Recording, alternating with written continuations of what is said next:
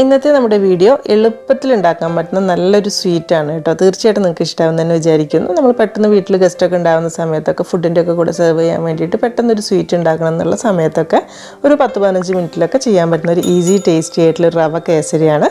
അപ്പോൾ ഇഷ്ടമായിട്ടുണ്ടെങ്കിൽ തീർച്ചയായിട്ടും ലൈക്ക് ബട്ടൺ ഒന്ന് പ്രസ് ചെയ്യേണ്ട കാര്യം മറക്കരുത്. അപ്പോൾ ഇതൊന്ന് കണ്ടു നോക്കിയാലോ.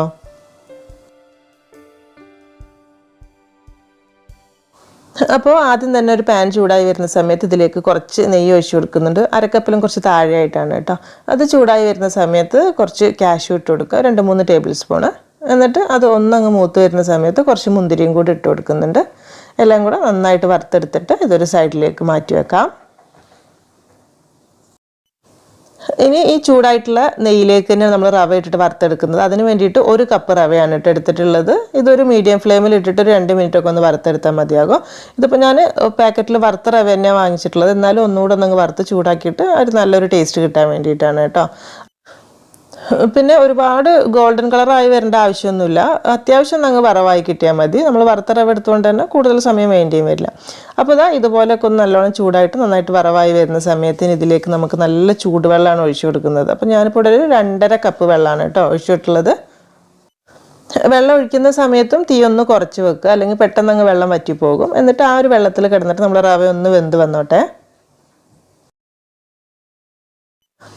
റവ ഇതുപോലെ ഒന്ന് വെന്ത് വന്നതിന് ശേഷം മാത്രമാണ് ഇതിലേക്ക് നമ്മൾ മധുരം ചേർത്ത് കൊടുക്കുന്നത് കേട്ടോ. ആദ്യം തന്നെ പഞ്ചസാര ഒന്നിച്ചിട്ട് ഇളക്കണ്ട. ഇത് വെന്ത് വന്നതിന് ശേഷം ഇനി മധുരത്തിന് വേണ്ടിയിട്ട് കുറച്ച് കൂടുതൽ പഞ്ചസാര തന്നെ എടുക്കുന്നുണ്ട് കേട്ടോ. ഒരു 1.25 കപ്പ്, അതായത് നമ്മളിപ്പോൾ 1 കപ്പ് റവ എടുത്ത സ്ഥിതിക്ക് ഇത്രയ്ക്കെങ്കിലും മധുരം വേണം, എന്നാലാണ് ആ ഒരു കറക്റ്റ് ടേസ്റ്റ് കിട്ടുള്ളൂ കേട്ടോ. നിങ്ങൾക്ക് ഉണ്ടാക്കി വെക്കുന്ന സമയത്ത് മനസ്സിലാവും. ഇനിയിപ്പോൾ നമ്മൾ മധുരം കുറയ്ക്കാൻ വേണ്ടി കുറച്ച് കഴിഞ്ഞാൽ ഒരു ഏകദേശം ഉപ്പുമാവിൽ പഞ്ചസാര ഇട്ട് കഴിക്കുന്ന ഒരു ടേസ്റ്റ് ആയിരിക്കും. വേണമെന്നുണ്ടെങ്കിൽ ഒരു 1/4 കപ്പും കൂടെ കൂട്ടാം. ആ ഒരു കറക്റ്റ് നമുക്ക് പുറത്തുനിന്നൊക്കെ കഴിക്കുന്ന ആ ഒരു ടെക്സ്ചർ കിട്ടണം എന്നുണ്ടെങ്കിൽ. അപ്പോൾ പഞ്ചസാരയും ഇതിലേക്ക് നന്നായിട്ട് ഇങ്ങനെ മെൽട്ടായിട്ട് വന്നിട്ടുണ്ട്.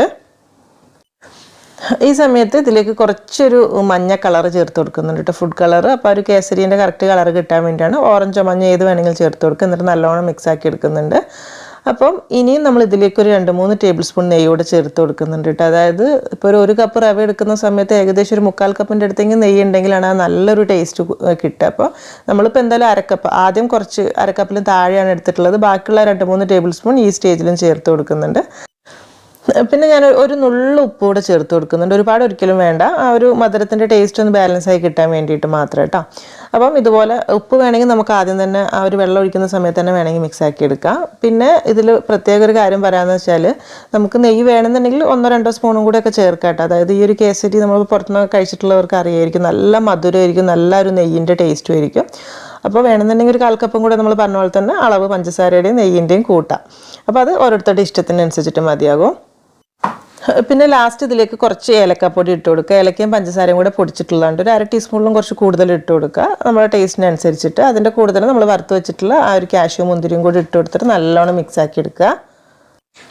ഈ സമയത്ത് നമുക്ക് ഗ്യാസ് ഓഫ് ആക്കാം കേട്ടോ. കാരണം ഇനിയും കുറേ സമയത്ത് കുറുക്കി കഴിഞ്ഞാൽ ഭയങ്കരമായിട്ട് കട്ടി ഓടിപ്പോവും. ഒരുപാട് കട്ടിയില്ലാതെ കഴിക്കുന്നതായിരിക്കും നല്ലത് കേട്ടോ. കുറച്ചുകൂടെ ലൂസാണെങ്കിൽ കുറച്ചുകൂടെ നല്ല ടേസ്റ്റ് ഉണ്ടാകും.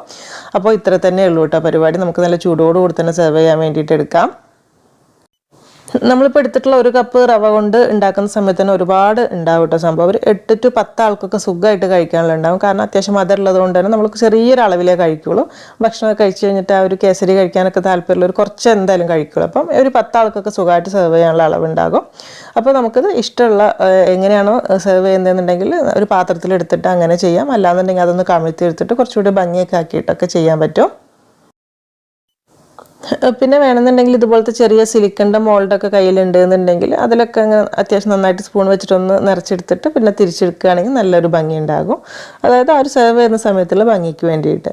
അപ്പോൾ ഇത്ര തന്നെയുള്ള പരിപാടി. നമുക്ക് നല്ല സ്പെഷ്യലായിട്ടുള്ള സമയത്തൊക്കെ എന്തെങ്കിലും ചെറിയൊരു മധുരം എളുപ്പത്തിൽ ഉണ്ടാക്കിയിട്ട് കൊടുക്കണമെന്നുണ്ടെങ്കിൽ തീർച്ചയായിട്ടും ചെയ്യാൻ പറ്റുന്ന ഒരു ഈസി ടേസ്റ്റി ഐറ്റം തന്നെയാണ്. പണ്ട് മുതലേ ഉള്ള ആ ഒരു റവ കേസരി നിങ്ങൾക്ക് ഇഷ്ടമായി എന്ന് വിചാരിക്കുന്നു. പിന്നെ നമ്മൾ തുടക്കത്തിൽ പറഞ്ഞ പോലെ തന്നെ ആ ഒരു പഞ്ചസാരയുടെ നെയ്യിൻ്റെ കളർ ഇത്തിരിയും കൂടി കൂട്ടുകയാണെങ്കിൽ കുറച്ചുകൂടെ ഒരു നല്ല സ്വീറ്റ് നല്ല ടേസ്റ്റി ആയിട്ട് ഉണ്ടാക്കാനും പറ്റും. അപ്പോൾ നിങ്ങൾക്ക് തീർച്ചയായിട്ടും ഇഷ്ടമാണെന്ന് വിചാരിക്കുന്നു. ചെയ്ത് നോക്കുന്നുണ്ടെങ്കിൽ ഫീഡ്ബാക്കൊക്കെ അറിയിക്കുക. വീഡിയോ ഇഷ്ടപ്പെട്ടുണ്ടെങ്കിൽ തീർച്ചയായിട്ടും ലൈക്ക് ചെയ്യേണ്ട കാര്യം കൂടെ മറക്കരുത് കേട്ടോ. അപ്പോൾ എന്തായാലും എന്നത്തെയും പോലെ തന്നെ നല്ല റെസിപ്പീസായിട്ട് നമുക്ക് പുതിയ വീഡിയോയിൽ കാണാം. താങ്ക്